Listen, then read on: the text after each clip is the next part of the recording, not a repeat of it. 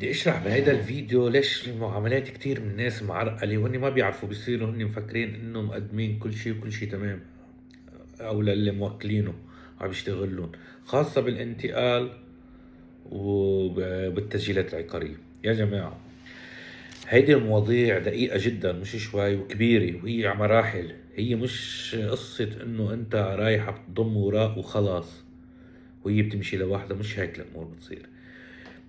حفهمكم وان شاء الله تكونوا تستوعبوا كتير منيح. هذا التيمن كنت قلت لكم اياه واشرح لكم اياه، بس يعني خليني هلا مثل ما بيقولوا حط النقاط على الحروف. عندي كتير عم تجيني اتصالات من ناس فايتين بالحيط. هلا واللي اهم منه هو كتاب الانتقال، عفوا معاملة الانتقال، حصر الارث والانتقال. يا جماعة، هيدي المعاملة ما فيك انت تسلمها لمين ما كان، او انت تروح تشتغلها بايدك اذا ما بتعرف. هيدي اي غلطة ممكن يدفعك مليارات على اللبناني او الاف الدولارات، وممكن يقدر يوفر عليك الاف الدولارات وفقا لخبرة يلي عم يشتغل فيها. ما فيك تيجي، هي مش مجرد عملت وراء. ان شاء الله تفهموا هاي النقطة، هي مش وراء ضم عملتهم جمعتهم وقدمتهم، مش هيك الامور والله. لو هيك الامور كانت كل ما كنت لقيتوا هالمشاكل كلها، وهذا تارك الورثة وهذا علقاني ورثته وهذا ما بعرف شو.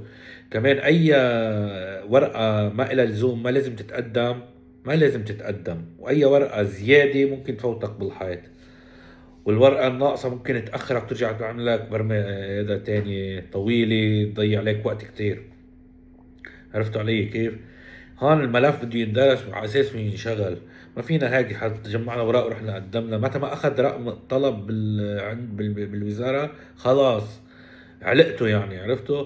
يا مبلشين صح يا مبلشين غلط. فلذلك هيدي القصص ما فيكم تسلموها لمين من كان اذا ما عنده الخبرة الكافية ومتأكدين منه. انا دايما بنزل معلومات، بتشوفوني المعلومات اللي بنزلها هي المعلومات القانونية، بس الخبرة على الارض لها حقها، يعني عرفتوا علي كيف؟ الخبرة الميدانية على الارض لها حقها. نفس الشيء بالنسبة للتسجيلات العقارية. اي تنقيص بالاوراق او شيء بتروحكم سنين، خاصه مثل ما نكون شايفين هلا مثلا بالدوائر. في بعض الدوائر عم يضيعوا اوراق للعالم، يعني ما بعرف ولا دوله بالعالم بتصير، بس بتصير عندنا.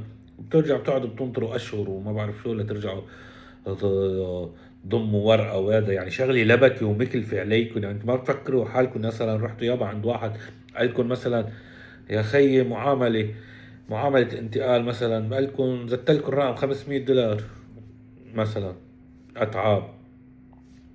هي بتكلف اكثر بكثير، بتكون انه فيها بتكون مجهود او ورثة كل تركه كبيره او شيء، يعني فيها تعقيدات. يا اخي بتروحوا ورا رخيص، هذا حيكلفكم اكثر على فكره، ما حيتوفروا على حالكم.